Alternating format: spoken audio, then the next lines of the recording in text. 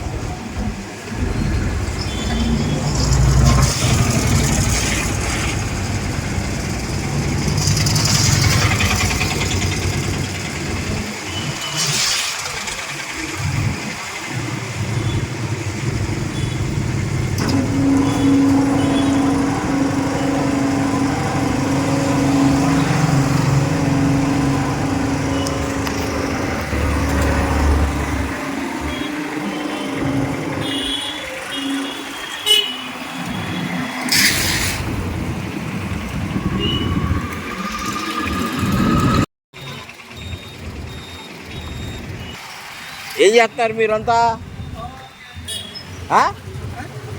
ఏం చేస్తున్నారు? Responsibility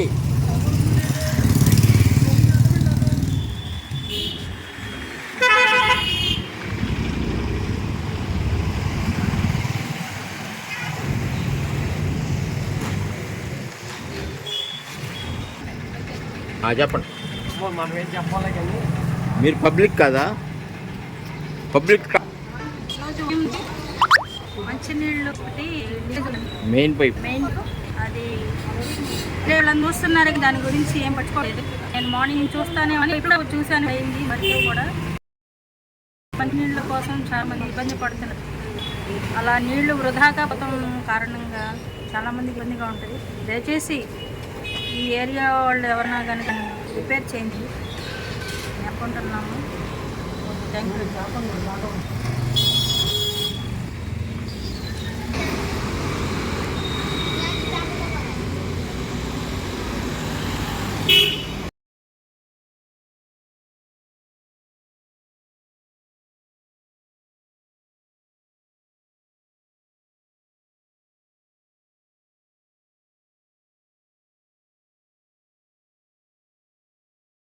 main pipe water line leak అయిందండి. 3 రోజులకి యథేచ్ఛగా నీరు అనేది బయటికి కారిపోతుంది. ఎండాకాలం కావున కొద్దిగా మున్సిపల్ వారు త్వరగా రిపేర్ చేసి నీటిని పొదుపు చేయగలరు. డ్రైనేజీలో కలిసిపోతున్నాయి. మున్సిపాలిటీ వాళ్ళు ఎమ్మటే దాన్ని తెలియకొని బాగు చేయించాలని చెప్పేసి కోరుకుంటున్నాం.